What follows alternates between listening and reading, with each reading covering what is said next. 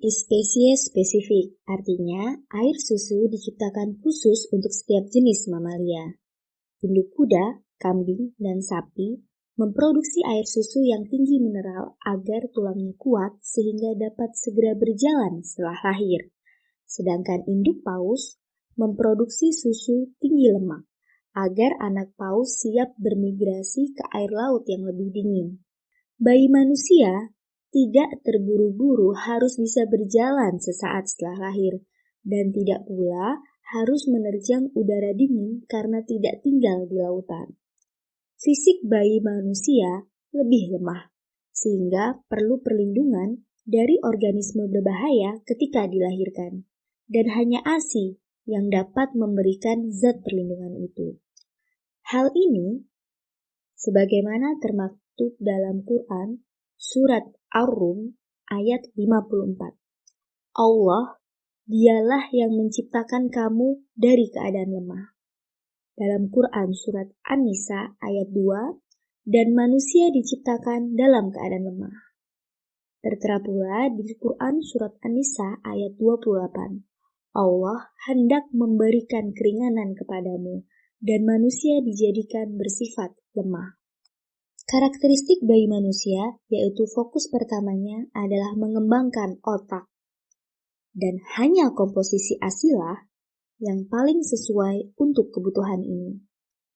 Perkembangan otak manusia sangat relevan dengan tujuan penciptaan manusia, yaitu untuk menjadi pemimpin di muka bumi. Sebagaimana tertera pada Quran Surat Al-Baqarah ayat 30. Dan ingatlah tatkala Tuhanmu berkata kepada para malaikat, sesungguhnya aku akan menjadikan seorang pemimpin di muka bumi. Mereka berkata, mengapa engkau hendak menjadikan pemimpin di muka bumi? Orang-orang yang membuat kerusakan padanya dan menumpahkan darah. Padahal kami senantiasa bertasbih dengan memuji engkau dan mensucikan engkau. Dan Allah berfirman, sesungguhnya aku mengetahui apa yang tidak kamu ketahui. Tertera pula pada Quran Surat Shad ayat 26. Hai Daud, sesungguhnya kami menjadikan kamu penguasa di muka bumi. Maka berilah keputusan di antara manusia dengan adil, dan janganlah kamu mengikuti hawa nafsu, karena ia akan menyesatkan kamu dari jalan Allah. Sesungguhnya orang-orang yang sesat dari jalan Allah akan mendapatkan azab yang berat, karena mereka melupakan hari perhitungan. Maka, menjadi pemimpin adalah fitrahnya manusia, dan memang menjadi orientasi utama mengapa manusia itu diciptakan. Alasannya sederhana, karena manusia memiliki keistimewaan potensi yang lebih tinggi tentunya dibanding dengan makhluk-makhluk Tuhan lainnya. Pada Quran Surat Al-Isra ayat 70 terjawab, dan sesungguhnya telah kami muliakan anak-anak Adam. Kami angkat mereka di daratan dan di lautan. Kami beri mereka rizki dari yang baik-baik, dan kami lebihkan dengan kelebihan yang sempurna atas kebanyakan makhluk yang telah kami ciptakan. Manusia diciptakan dari tanah yang hina, namun sekaligus ditiupkan ruh yang suci di dalamnya. Dua hal yang bertolak belakang inilah yang menjadi satu di dalam diri setiap manusia. Dua hal inilah yang selalu menjadi dasar keistimewaan manusia, sekaligus juga sebaliknya akan menjadi kehinaan ketika keduanya tidak mampu dikolaborasikan secara seimbang. Unsur tanah di dalam diri manusia merupakan suatu bentuk manifestasi dari hawa nafsu manusia yang berasal dari fisiknya. Dan ruh merupakan manifestasi dari sifat-sifat Tuhan yang diturunkan ke dalam diri manusia agar kelak manusia mampu mengemban amanah sebagai wakil Allah di muka bumi. Maka dari itulah manusia diberikan akal, yang merupakan bukti bahwa manusia diistimewakan dibanding makhluk Tuhan lainnya.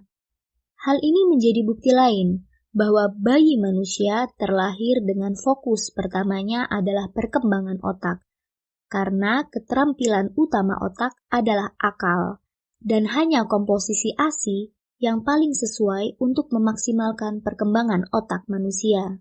Akal ini diberikan Tuhan kepada manusia sebagai wujud kebebasan manusia dalam menentukan sikapnya. Akal inilah yang nantinya akan menjadi alat bagi manusia untuk menentukan jalan hidupnya. Apakah akan menuju kepada kebaikan atau keburukan? Sudahlah jelas bahwa ketika manusia mengoptimalkan potensi akalnya menuju pada kebaikan, maka manusia tersebut layak menjadi makhluk yang paling sempurna di sisi Tuhan. Dan sebaliknya, jika manusia tersebut memposisikan akalnya pada jalan keburukan, maka kehinaan akan menimpa dirinya. Bahkan, bisa lebih hina daripada hewan. Tidak aku ciptakan jin dan manusia kecuali untuk beribadah kepadaku. Quran Surat Az-Zariyat ayat 56. Menjadi seorang pemimpin merupakan misi utama mengapa manusia diciptakan oleh Allah di muka bumi. Sesuai dengan firman Tuhan pada Surat Az-Zariyat ayat 56, bahwa manusia semata-mata diciptakan untuk beribadah kepada Allah. Hal ini mesti disadari bahwa bentuk penghambaan manusia terhadap Allah ditujukan dengan kemampuan manusia dalam mengemban amanah kepemimpinan di muka bumi, baik dalam memimpin diri sendiri, orang lain, sesama makhluk di muka bumi, sekaligus juga dalam mengelola sumber daya yang ada di dalam bumi. Untuk pantas mengemban amanah menjadi pemimpin di muka bumi, Allah lebihkan manusia dengan akalnya, di mana setidaknya ada 6 fungsi akal, antara lain 1. Mempelajari ilmu pengetahuan. Niscaya Allah akan meninggikan orang-orang yang beriman di antaramu dengan orang-orang yang diberi ilmu pengetahuan beberapa derajat. Quran Surat Al-Mujadilah ayat 11. Fungsi akal yang kedua yaitu mempelajari kebenaran. Mengapa kamu menyuruh orang lain mengerjakan kebajikan, sedangkan kamu melupakan kewajibanmu sendiri, padahal kamu membaca Alkitab? Maka tidakkah kamu berpikir? Quran Surat Al-Baqarah ayat 44. Mengartikan bahwa manusia harus menggunakan akalnya dalam mempelajari kitab suci agar menemukan kebenaran dan membuatnya melakukan kebenaran untuk dirinya sendiri dan untuk orang lain. Ketiga, sarana untuk berpikir. Manusia diminta untuk dapat memikirkan berbagai gejala alam sebagai upaya untuk lebih mengenal Tuhannya melalui tanda-tandanya, dan agar makin mengagungkan Tuhannya di dalam hatinya.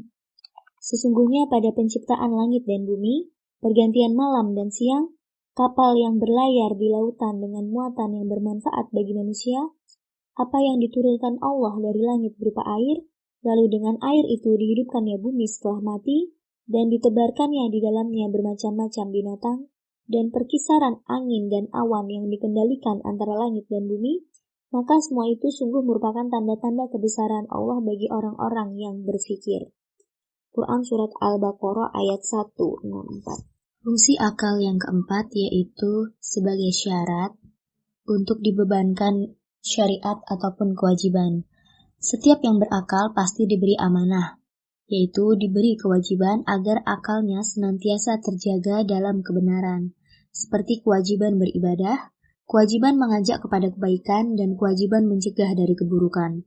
Kewajiban itu digugurkan bagi mereka yang belum cukup berakal, sebagaimana tertera dalam hadis. Pena telah diangkat atau dibebaskan dari 3 golongan, orang yang tidur sampai ia bangun, anak kecil sampai dia balik, dan orang gila sampai ia sadar kembali. Hadis Abu Daud. Fungsi kelima dan keenam akal manusia yaitu sebagai pencegah dan pengendali. Akal yang sehat serta rasional akan menjadi pengendali dan pencegah manusia dalam menuruti hawa nafsunya. Milik Allah lah segala apa yang ada di langit dan apa yang ada di bumi. Jika kamu menyatakan apa yang ada di dalam hatimu, atau kamu menyembunyikannya, niscaya Allah akan membuat perhitungan dengan kamu tentang perbuatanmu itu. Dia mengampuni siapa yang dikehendakinya dan menyiksa siapa yang dikehendakinya. Allah Maha Kuasa atas segala sesuatu. Quran Surat Al-Baqarah ayat 284. Ayat tersebut memerintahkan manusia untuk selalu mawas diri, meneliti dan merasakan apa yang ada di dalam hatinya.